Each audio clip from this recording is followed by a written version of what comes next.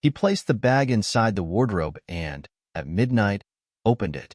The snake slithered out as Allah had explained, transforming into a stunningly beautiful woman. Uchenna slept with the woman, who was actually the snake, and she returned to the bag after Uchenna was done, just as Allah had shown him. Once upon a time in the fabulous city of Ed, there lived a very wealthy businessman named Matsi Kai. He owned a highly successful enterprise with branches and outlets all over the country. However, Matsi had two sons who were twins, born on the same day. His wife, Oi, died giving birth to them, so Matsi cherished and loved his sons deeply. The first son was named Aa, while the second son was named Ucha. The two boys grew up to be intelligent and smart, but their personalities were completely opposite of each other. Aa was kind and compassionate, always caring for the poor and helping whenever he could, earning him the love and admiration of many.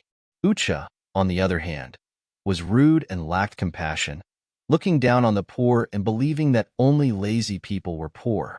Matsi observed Aa's passion and popularity, making him want Aa to be the successor of his company. However, Ucha was the elder twin and traditionally expected to take over the company when Matsi retired. This issue caused Matsi many sleepless nights. After much contemplation, he decided to create a competition between Aa and Ucha, with the winner becoming the rightful heir to his empire. One day, he called his sons to an important meeting attended by his lawyers. "You have both grown to be very smart and intelligent, and I am proud of you both," Matsi said. "As you know, I will be retiring soon, and one of you will take over my empire. The question is, who will that be?" Ucha smiled at his father's question and interrupted him before he could finish.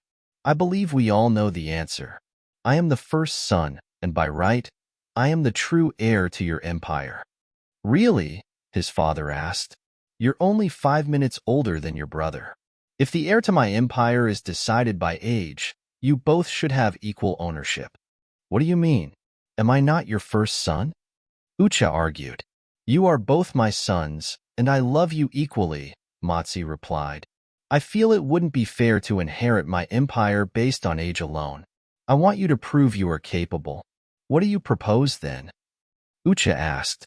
"A good question," Matsi replied. "Since you are both single, a popular quote says that behind every successful man is a woman. Are you trying to say we have to get married first?" "Yes, whoever gets married first will be the rightful heir to my empire." Ucha laughed heartily at his father's proposal, thinking it was an easy task. "That's not a problem. I will bring you a wife before the end of the week," he boasted. Meanwhile, Aa listened attentively. "Don't you have anything to say?" Matsi asked him. Aa smiled and replied, "You are a wise man. If your empire is the prize, I am sure the task wouldn't be this easy. I am eagerly waiting for the terms and conditions." Matsi smiled at Aa's words and applauded his intelligence. He gestured to his lawyer to give each son a document. "From now on, you both no longer have access to my wealth. A stipulated amount of money will be given to each of you, enough to rent a house and feed you for 3 months. You have 1 year to bring home a woman who genuinely loves you, even as a commoner." Aa smiled, signed the document, and promised his father he would not disappoint him. Ucha, on the other hand, was filled with rage. "How do you expect me to find a wife in less than a year with peanuts? What kind of house can this money afford?" Ucha complained. Matsi told Ucha his mind was made up, and if Aa returned with a responsible bride first, then Aa would be the heir. "You have 1 week to vacate my house and search for a responsible bride," Matsi told them and walked away. Aa went to his room, contemplating how to find a virtuous woman who would love him for his personality and not his wealth. After hours of thinking, he decided to go to a town far from Ed and pretend to be a crippled man. He reasoned that if a woman could love a crippled man, she would make a good wife. He thought of the right town to visit. Meanwhile, Ucha was upset and angry, hating the poor and unable to imagine living among them. Instead of finding a virtuous wife, he thought of ways to trick his father into giving him the inheritance. He went to see his father, trying to convince him to change his mind. I am the rightful heir to your empire. Why are you denying me my birthright? Matsi, hurt and angry, instructed his security to keep his sons away from his company and house until the 12-month duration he gave them to find a virtuous wife was over. AA, generous and helpful, remembered a man named David he had once helped. He sought David's advice on finding a small village with good people. David told him about a village called Oyer, known for its benevolence and generosity.